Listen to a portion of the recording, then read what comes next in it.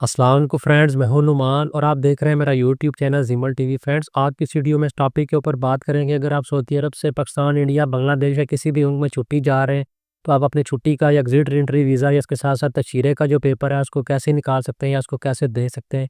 तो चलें जल्दी से वीडियो शुरू। तो फ्रेंड्स, ये देखें, ये एग्जिट एंट्री वीज़ा या तशरीरे का पेपर है।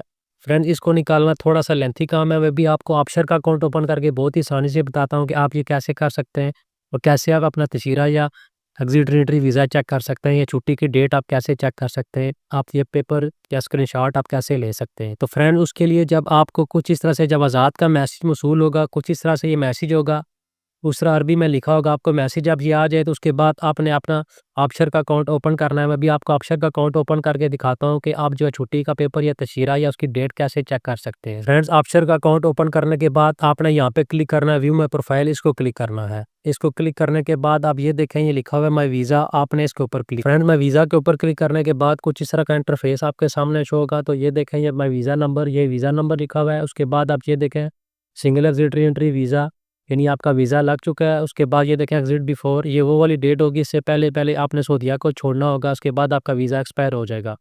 फ्रेंड्स, ये रिटर्न की डेट नहीं है, यानी आपने यहाँ से सऊदीया से इसको इस डेट से पहले पहले आपने सऊदीया से निकलना है।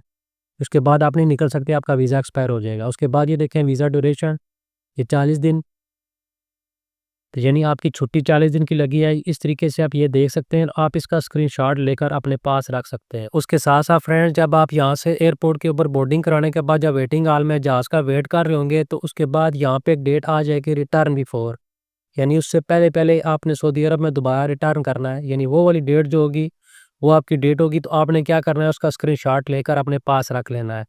जो पेपर मैंने आपको दिखाया था उसका काफ़ी लंबा प्रोसीजर है, उसको निकालना थोड़ा सा मुश्किल है, तो उसको छोड़ दें। आप इस तरीके से बहुत ही आसानी के साथ ऑफशोर का अकाउंट ओपन करके यहाँ से स्क्रीनशॉट लेकर अपने पास रख सकते हैं।